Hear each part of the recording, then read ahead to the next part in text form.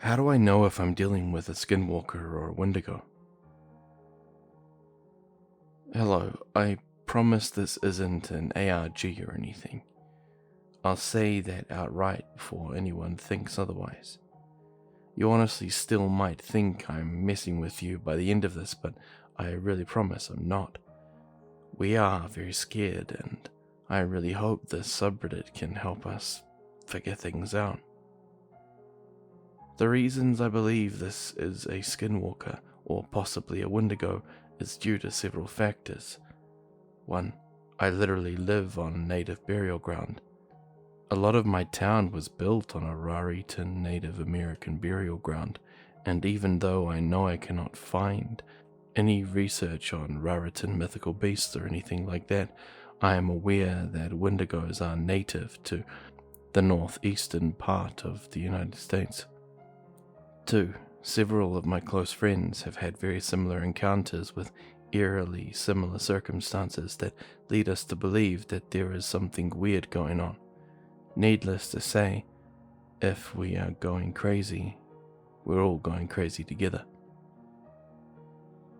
Now, before I start telling the subsequent stories, I would like to add that I have done a little research on the subreddit already, and I have heard that they may be able to contact you in your dreams. A little while ago, I had a nightmare where what I then believed may have been a Wendigo, but now believe possibly to be a skinwalker, was standing behind me. I could feel an imposing warm-breathed figure. I said to it, "I don't know what to do." It then responded, "You'll know soon." I would like to add that this wasn't a lucid dream. I had no control over what I was saying. When it touched me, I jolted awake directly into a panic attack. I've had bad nightmares ever since I was a little kid, with very similar outcomes, but this one felt different. Originally, I believed that it may be some sort of sign that my brain needed to apply itself more, but now I think it's connected to this. I really hope I don't sound stupid, but I am seriously freaking the heck out over this. This first story happened to my friend. We're going to call her Allison, for the sake of her privacy. Her family owns 5 acres of property, a few hours away from town. A few months ago, her and a few of her friends went out there, and something started running and slamming itself against the side of the house. Snow was falling from the roof onto the ground below from the slamming. They looked through the window and said a large figure ran back into the woods. None of their family was up there to witness it, but there were 2 people who saw it happen, other than Allison. As I'm writing this, I just remembered another dream that I had where it felt like I just woke up from sleeping. I walked up the stairs. My room is in the basement, and when I opened the door, I thought I bumped my dog with the door. Her food and water bowl is right next to the door, so I'm used to it. As I turned to look at the front door, my dog was standing in front of it. Realizing that what I bumped into wasn't my dog, I turned to discover a bipedal beast hidden in the shadows of the room, storming at me. I then woke up. Soon after the encounter with Allison, my friend Eric was sitting on top of a jungle gym in the town at night. I believe this was with 7 other people. I can't really fact check that right now because Eric and I aren't talking for reasons that I'll explain later on the timeline. Anyway, at least him and one other person saw a 9-foot figure with glowing eyes and antlers in the woods surrounding the park. He knew about Wendigos because of the obsession. I grew after my first dream and ran as fast as he could. I thought he was messing with me, and I told him that Wendigos don't actually have antlers, but he stood by what he saw. I now believe that this was a skinwalker that was just messing with him, making him believe he saw a Wendigo. Things died down for a few months. In this time, I completed that thing that I had to apply myself for, and heavily advertised it around the whole Wendigo motive. Ever since then, the air felt heavy, and we, Well, I felt like I was being stalked from the woods. But I could have also been spooking myself into thinking that, but still. One time, Allison was picking Eric and I up from my house when I got into the car. She was clearly rattled. She told me that she saw a large bipedal deer standing in the middle of the road next to the tree line off the side of the road on the way to my house. A quarter mile from the playground, Eric had his encounter a few months prior. We had to pass that road again, and when we got there, there were 2 police cars examining the area with flashlights.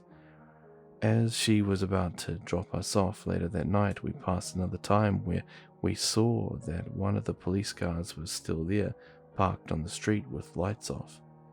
Allison and Eric were pretty shaken up, and I tried my best to assure them that whatever was happening or what we were dealing with couldn't have actually been a Wendigo. I wasn't entirely sure about that, but I am aware that no Native American depictions of them had antlers.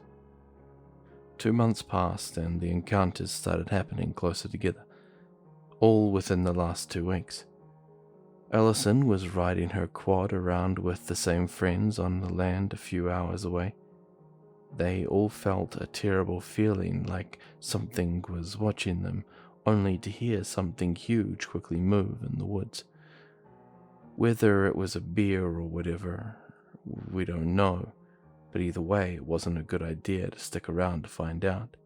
She says that it was too fast to be a deer. Later that night, they were all sitting inside and kept hearing Allison's car door open and slam shut. They were too scared to check on what it was, but she said nothing from her car was missing or out of place the next morning. This wasn't that huge of an event, but Eric, Allison, my girlfriend Becky, and I were all sitting in Allison's car. Eric and I were sitting in the back seat. I noticed that Eric was looking over his shoulder, confused. I turned and I saw something drop to its all fours and bolt into the woods about 30 feet away from us.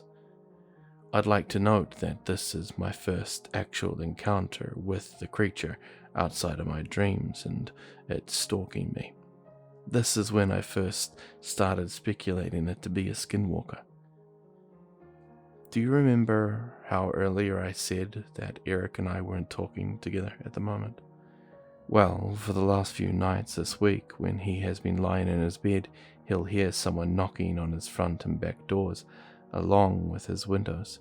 He noted that sometimes it sounded like his family trying to get in the house, only for him to go to their rooms and find them all fast asleep. Needless to say, he hasn't been getting much sleep lately, and he's freaking out like crazy, and he's been extra irritable with me lately, and I don't want to be around him. I talked to him once since then, but he hasn't added any new developments. Which leads us to tonight. My friend Tom, Becky, and I were sitting at a small seawall up a block from my house. Just for reference, this is still within a mile's vicinity of the playground and the side of the road where we had parked and Eric and I saw this creature. Anyway, this time Becky and I saw something dashing across the tree line, a little up the beach from where we were sitting. About 45 minutes later, out of the corner of my eye, I noticed something creeping up the beach, a little hidden by a mound of sand that separates the seawall and the road where we stood. Once it noticed I saw it, it turned its body in profile and stood deathly still, probably to not look directly at us. I had a very unsettling feeling in my stomach as I inspected its grotesquely lanky body, its eyes and face. I can definitively say that what I was looking at was the same creature I saw the other day with Eric. I sat speechless for about 2 minutes before whispering over to Becky and Tom to turn and look. We stared at it. It stood motionless in the road for another minute before I said that we should catch it on camera. I was about to start recording when Tom's flash alerted it and it sped off out of sight. We got back to my house about half an hour later, and every few hours since then there's been loud banging on my front door and windows. It's been freaking my dog out along with Becky and I. We seriously just need to know what this thing is and how to stop it. I'm aware that skinwalkers aren't inherently evil, but just maybe playful or mischievous, but we all have bad feelings. If we're all going crazy, then as I said earlier, we're all going crazy together. Update. Last night, between my two encounters, Eric got chased by it. He believes the only reason he got away was because he believed he could outrun it with his skateboard. He hid in our friend's house and called a local bruja, who told him that its initial attraction was to Allison and that she brought it into our neighborhood, as she is an empath. But apparently it started feeding off me when it got here, hence my nightmares. Anyway, long story short, whatever it is, it's been manipulating us and it was trying to pull us apart, i.e. Allison's car hood magically flew up and broke her windshield, and Eric and I weren't talking for a little while until today. We're stronger in a group and we're all sitting together tonight. We're going to try meditation rituals to get it out with a yellow candle and some sweet smells. The bruja said that if we learn its name, it can't hurt us. I'll update you guys tomorrow. Hopefully we'll end this tonight. Possible final update. Thank you to everyone who helped us with this, our little predicament. Although our understanding of what it was wasn't solved, really, we all feel like its tether to us has been broken. I briefly mentioned yellow candle meditation before in the last update. I won't go into too full of details about how it all happened, but we feel like we succeeded in scaring it off. The only thing giving things like these strength is fear. We had nothing to fear.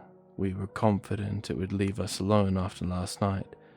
After a mentally draining night, we stepped out into Allison's back porch and the air felt normal-ish for the first time in months.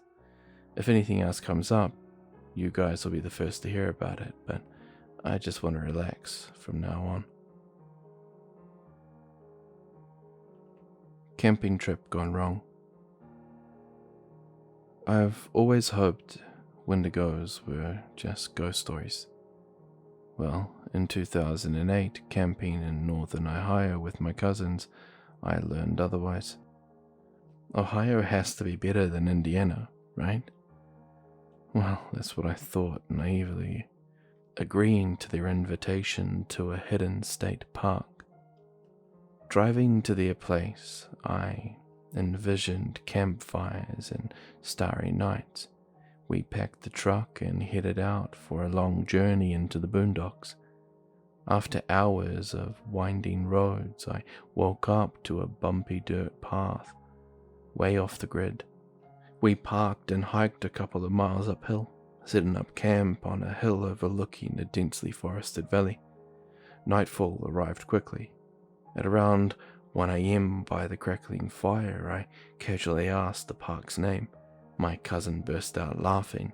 This wasn't a park, they revealed, but in fact it was Native American land, a sacred hill that we were trespassing on. I scoffed, but they named a tribe that sounded legitimate at the time. Minutes later, an unnerving howl echoed across the hills, chilling us to the bone.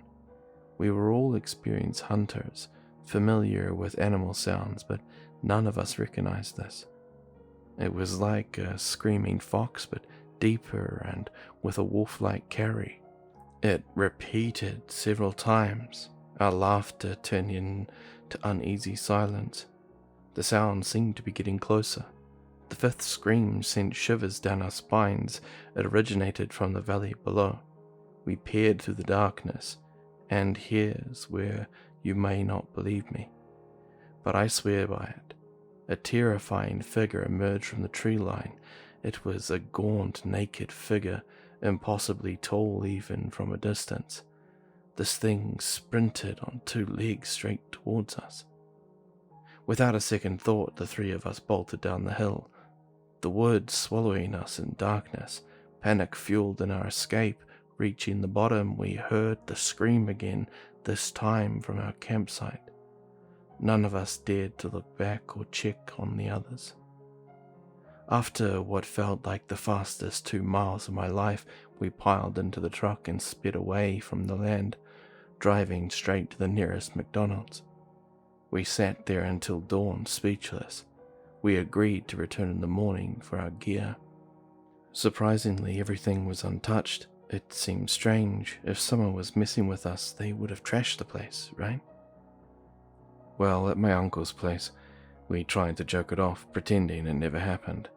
But that unsettling feeling lingered, especially after seeing the video game Until Dawn that my cousin had sitting on top of his PlayStation, which, if I recall, mirrored our experience in a way that, now thinking about it, makes my skin crawl.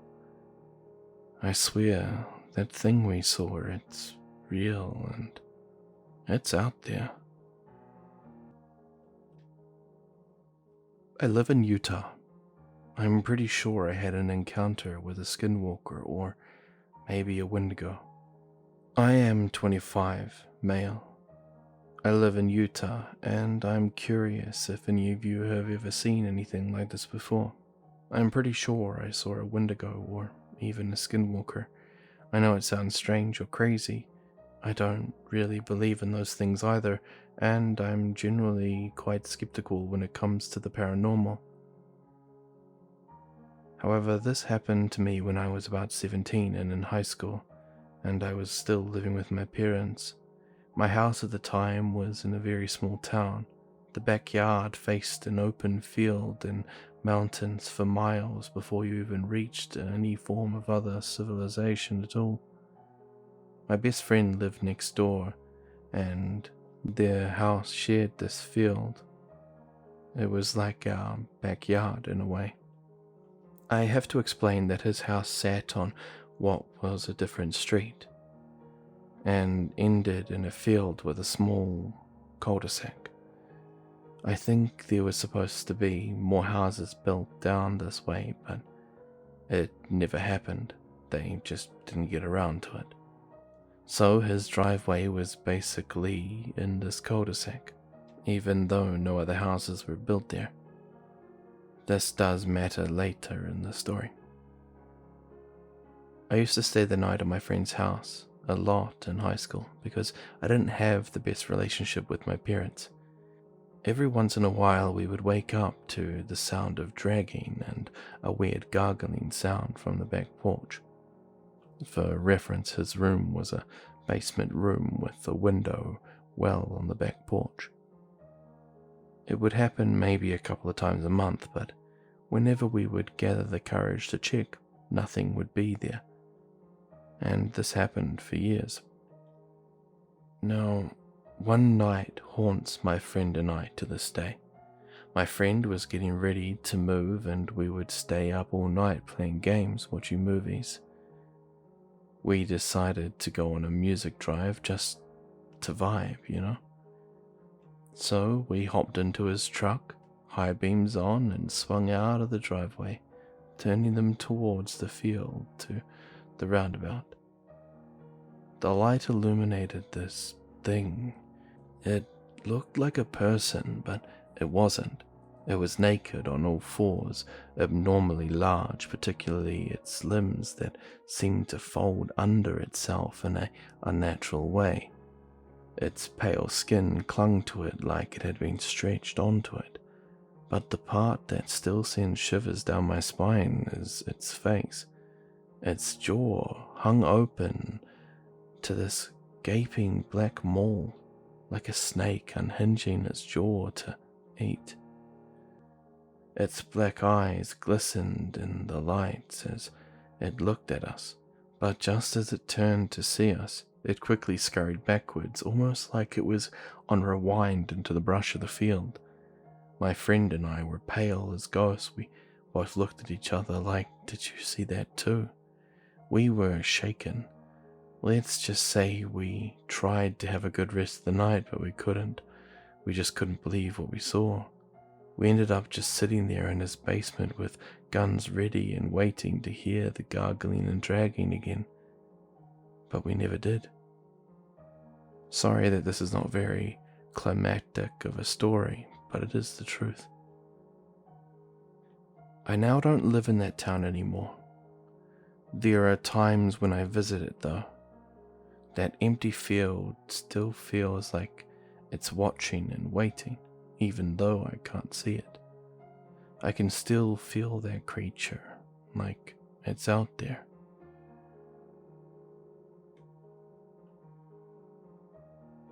What does it mean when a Wendigo doesn't attack me? TLDR, I stared a Wendigo in the eyes and it nodded at me before vanishing. Many years ago I had an encounter with a Wendigo. I am part Cherokee and had heard about these monsters before. It was late at night. I was a teenager. I lived with my family. We had a few dogs and they needed to go outside before bed. One of the dogs would only go in our backyard. One of my family members opened the back door and immediately the dog became aggressive. A dog that had never shown aggression before or after this night. Just as fast as she became aggressive, she became scared and ran back inside. I had just kicked my boots off after wearing them all day and was about to change out of my jeans when this happened. So I did what any sane person would do. I quickly put my boots back on, grabbed a flashlight and a large club, one that I had recently made, and I booked it out at the back of the house. And I just stopped dead in my tracks. I didn't see anything, I didn't hear anything, but something was there. I could feel the presence of pure evil. Then I see a shadow moving, and it's huge. The shadow was easily 8 feet tall, vaguely humanoid, but it had these massive red eyes.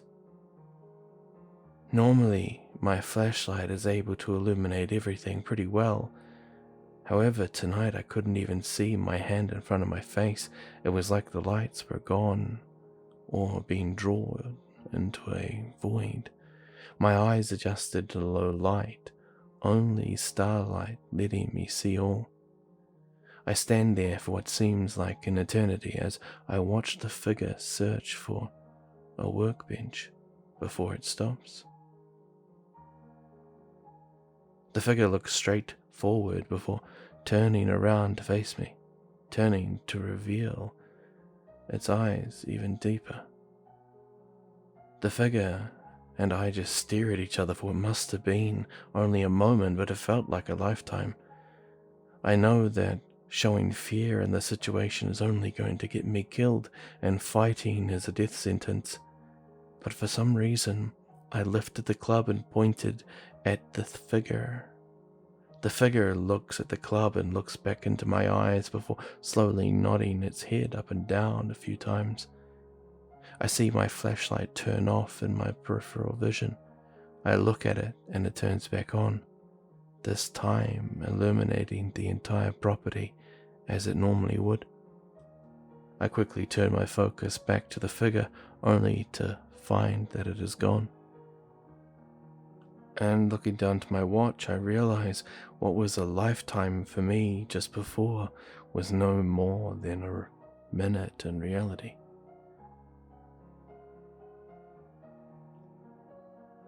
Possible Wendigo encounter. So last night I woke up at around 3 a.m. after going to bed at 12. I went to get some water and sat back down on my bed, staring out my window. I live in a heavily wooded area in New York. No, not in the city. So hopefully that helps set the scene a little. So I was looking out of my window and there were many trees visible outside my window. As my house is on a cliffside, I'm kind of stationed in the middle of the 30-foot tall trees.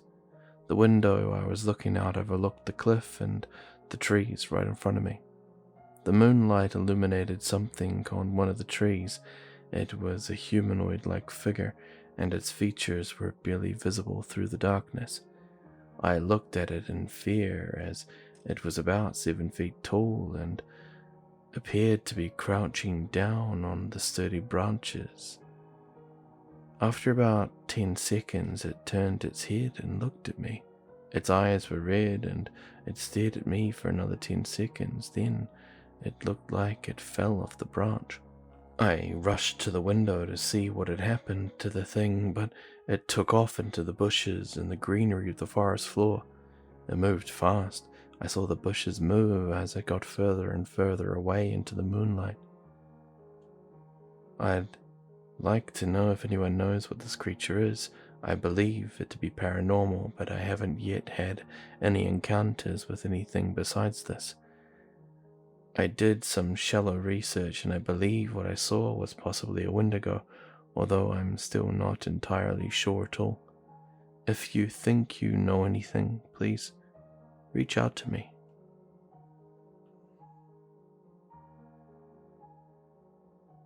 I've been having weird experiences around my house. Could this sound like a Wendigo? First off, this is what happened last night that really freaked me out. I have a back door in my room that leads outside into my backyard. The whole reason I was even wondering about Wendigos is because I live in Native American territory, Blackfoot to be exact. My house is also kind of located more rurally. I'm very close to the woods/mountain ranges.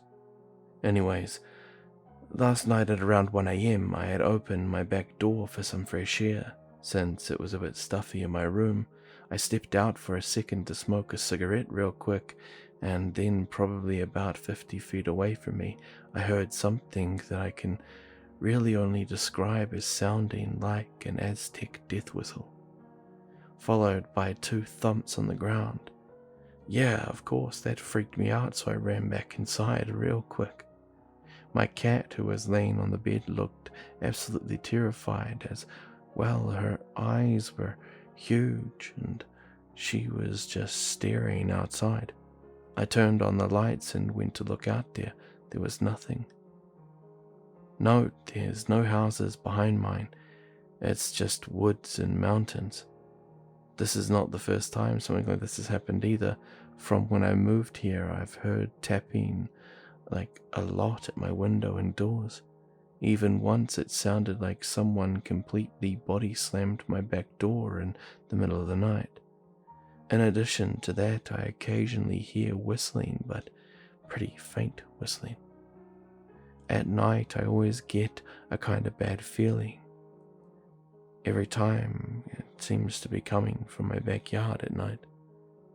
I get oddly paranoid for seemingly no reason, seeming like this sort of thing is getting more common for me too. I hear this sort of thing a lot more often, and my little dog literally refuses to go outside at night to go to the bathroom. So everyone, what does this sound like? I'm not really an expert, but I've learned more about Wendigos, and it sounds like it could be my proper lead. What do you think? Hello to the 3 of you who have made it to the end of this video. Well, Grimm here. that was an amazing collection of Wendigo stories.